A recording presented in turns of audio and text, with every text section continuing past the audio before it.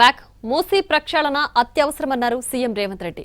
రాజకీయాలకు అతీతంగా మూసీ ప్రక్షాళనకు అందరూ కలిసి రావాలని విజ్ఞప్తి చేశారు. మూసీ పరివాహక ప్రాంతంలో నివసించే వారెవ్వరినీ నిరాశ్రయులను చేయబోమన్నారు సీఎం రేవంత్ రెడ్డి. రాజకీయ ప్రయోజనాల కోసం ఉసిగొల్పే వారి ఉచ్చులో పడొద్దన్నారు. వాళ్ళే నిర్ణయించారు, ఆ రోజు మేము నిర్ణయించలే. ఈ రోజు మేము అమలు చేస్తామంటే మీకున్న అభ్యంతరం ఏంది? ప్రభుత్వం అధికారికంగా కార్యక్రమాన్ని ఏర్పాటు చేసింది. అయ్యా, దీన్ని ముందు కొనసాగించడానికి ఏం చేయాలో మీరు సలహాలు సూచనలు ఇవ్వండి, ప్రభుత్వం ఆమోదిస్తుందని. సలహాలు సూచనలు ఇవ్వడానికి రాలేదు. ఆన్లైన్లో పెట్టినాము. ఆన్లైన్లో పెట్టినప్పుడు దాన్ని చూసి ఏం సలహాలు ఇస్తారో ఇవ్వండి. ఆపాలనే ఆలోచన తప్ప మీరు ఏ సూచన అయినా చేయండి. ఈరోజు మూసీ నది ప్రక్షాళన అత్యవసరము. నల్గొండ జిల్లా ప్రజల్ని ఒకసారి గుర్తు చేసుకుంటే ఎవ్వరు కూడా దీన్ని ఆపే ప్రయత్నం చేయరు.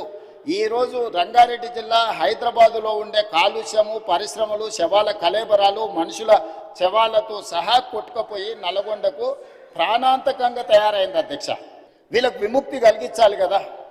మనకు అవకాశం వచ్చినప్పుడు ఒక మంచి పని చేయాలి కదా. ఆ మంచి పని చేయడానికి మనం ప్రయత్నం చేయాలి కదా అని ప్రణాళికలు రచించినాం. అధ్యక్ష, ఆ ప్రణాళికలలో మీరు అందరు చదువుకున్నోళ్ళే కదా. ఆడ డాక్టర్లు ఉన్నారు, మేధావులు ఉన్నారు, చాలా సంవత్సరాలు ప్రజల కోసం పనిచేసిన అని చెప్పుకునే వాళ్ళు ఉన్నారు. మీరు చదవండి, డాక్యుమెంట్లో మీరు సజెషన్ ఇవ్వండి.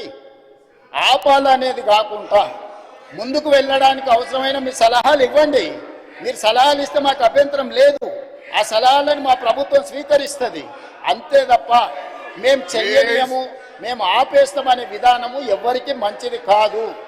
దయచేసి చైర్మన్ సార్, మీ ద్వారా ప్రధాన ప్రతిపక్షానికి నా సూచన ఒక్కటే, మీరు ఏం సలహాలు ఇస్తారో ఇవ్వండి. నిరభ్యంతరంగా మేము వాటిని స్వీకరిస్తాం. ప్రజలకు ఉపయోగపడేది ఉంటే 100% వాటిని అమలు చేస్తాం.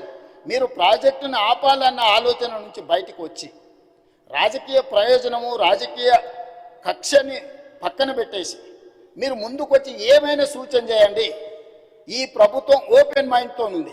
ఒకవేళ నన్ను కలవడానికి మీకు అభ్యంతరం ఉంటే మా శ్రీధర్ బాబు గారు రంగారెడ్డి జిల్లా ఇన్ఛార్జ్ మినిస్టర్, పొన్నం ప్రభాకర్ గారు హైదరాబాద్ ఇన్ఛార్జ్ మినిస్టర్, ఆ మంత్రులతోనూ కమిటీ చేస్తా.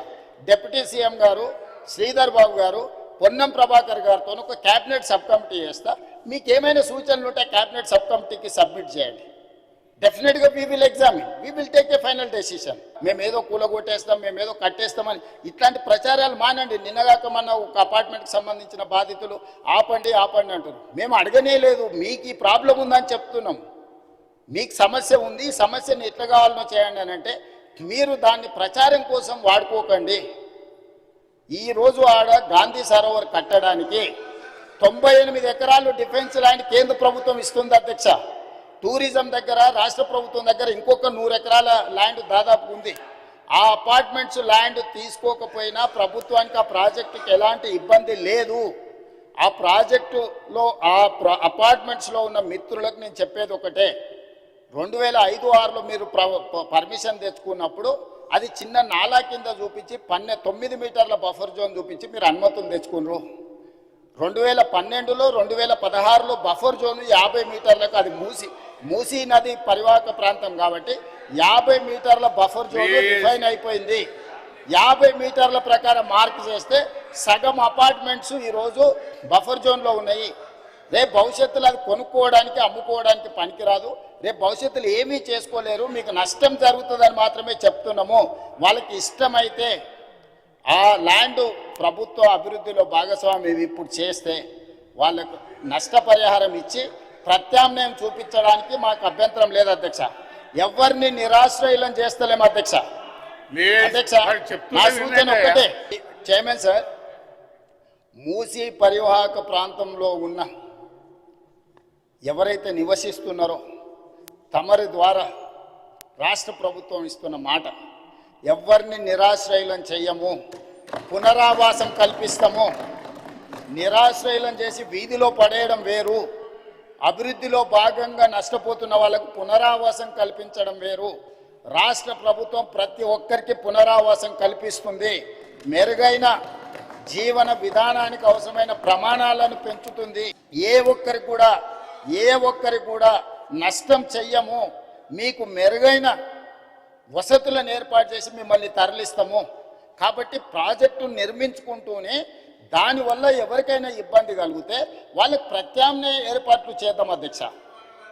మీరు స్పష్టంగా సభ్యులందరూ కూడా మీరు చెప్పండి అధ్యక్ష, నేను మీ ద్వారా మూసీ పరివాహక ప్రాంతంలో నివసిస్తున్న పేదలకు నేను అష్యూర్ చేస్తున్నా, నేను అసెర్టైన్ చేస్తున్నా, ఎవరు రాజకీయ ప్రయోజనాల కోసం మిమ్మల్ని ఉసిగొల్పాలన్నా మీ భావోద్వేగాలను స్వార్థ ప్రయోజనాలకు వాడుకోవాలనుకుంటే వాళ్ళ ఉచ్చులో పడకండి. నేను అధికారులను మీ దగ్గరికే పంపించినా, మళ్ళీ పంపిస్తా, ప్రజాప్రతినిధులను పంపిస్తా. ఎంఐఎం పార్టీతో నేను చర్చించి ఎమ్మెల్యేలతో మాట్లాడినా, దాదాపుగా 7 మంది ఎమ్మెల్యేలు ఆ పరివాహక ప్రాంతంలోనే ఉన్నారు. ఆ పార్టీ అధ్యక్షునితో మాట్లాడినా, ఆ ఎమ్మెల్యేలతో మాట్లాడినా, బఫర్ మార్క్ మూసి పరివాహక ప్రాంతాన్ని నిర్ణయించి బఫర్ జోన్ను నిర్ణయించి ఎవరెవరు బాధితులు